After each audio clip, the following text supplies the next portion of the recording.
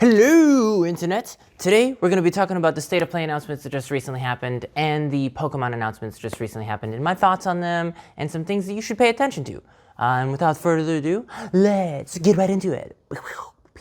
Alright, so at the State of Play, they announced a few new things, but none of them were very crazy. There is an update for the Final Fantasy VII Remake that will be released on June 10th. If you buy that version, you will get a free upgrade to the PS5 when you manage to get a hold of one. But if you already bought the game, you either have to buy the DLC and not get the free upgrade, or buy the whole game over again. Essentially, they're punishing their loyal fans that bought the game day one, excited to play the remake. It's kind of shitty, but it's not the first time that a company has done something like that. Control. Also, it goes to show you that it's almost always better to wait and pick up the new games at a later date, as they will inevitably make some kind of DLC or bundle, and that is the way of the corporate monotony. There's a new game they announced called Knockout City, which is a dodgeball deathmatch game that seems interesting, to say the least.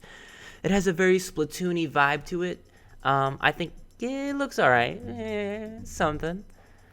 From the developers of Absolver, though, comes this game called Sifu, which is this new third-person action fighting game that looks promising, to say the least. The combat alone makes this game look fun, but there's also this interesting aging mechanic where every time you die, you get older and learn new moves.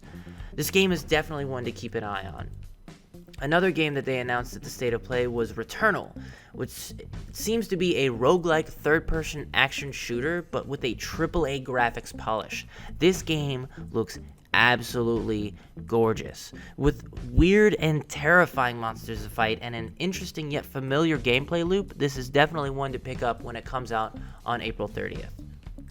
The rest of the games that were announced were either previously announced already or games that I couldn't give two shits less about, especially Five Nights at Freddy's Security Breach. Can you please stop making Five Nights at Freddy's games? The jump scares have gotten enough. We don't need any more. Stop making them. Then we had the Pokemon 25th anniversary announcement, which showed a few things. Pokemon Snap is always fun to watch because I'm beyond hyped for that game, but I know that's not everyone's cup of tea. But my dumbass has been waiting for a sequel to the N64 game since it came out over 20 years ago. Ugh, I feel old.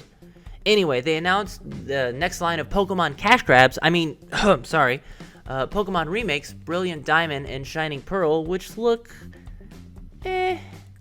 Game Freak is taking a backseat on developing this one, and instead, newcomer ILCA, who isn't new to the Pokemon franchise as they were behind the development of Pokemon Home? The more cutesy-looking aesthetic to me is a big turnoff, as the game is being developed for the Switch.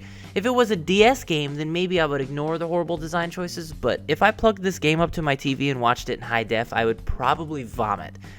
But, and this is a huge but, the main reason Game Freak isn't working on the remake is because they will be busy working on another game that they announced, which was an open-world Pokemon RPG, which, if this turns out to be what I think it is, Pokemon Legends Arceus will be the game that most Pokemon fans have been screaming for since the beginnings of Pokemon. This game is in the really early stages of development, as you can tell from the frame drops in the video they presented, but that doesn't make me any less excited for this title. Though I am very wary, as I have been burned before with big promises from the Pokemon Company. Also, the last thing apart from the State of Play and the Pokemon announcements, there was another game that debuted recently that didn't seem to be seen by many, and that was the trailer for Bomb Squad's Cyberfunk, which looks to be the spiritual successor of Jet Set Radio Future. And if this Bomb Squad game has even half as awesome a soundtrack and fast-paced movement as Jet Set did, it will be assuredly another game that you should keep an eye on. Alright, that's my video, guys. I hope you enjoyed. If you did, make sure to like and subscribe. If you thought I missed something, make sure to let me know in the comments.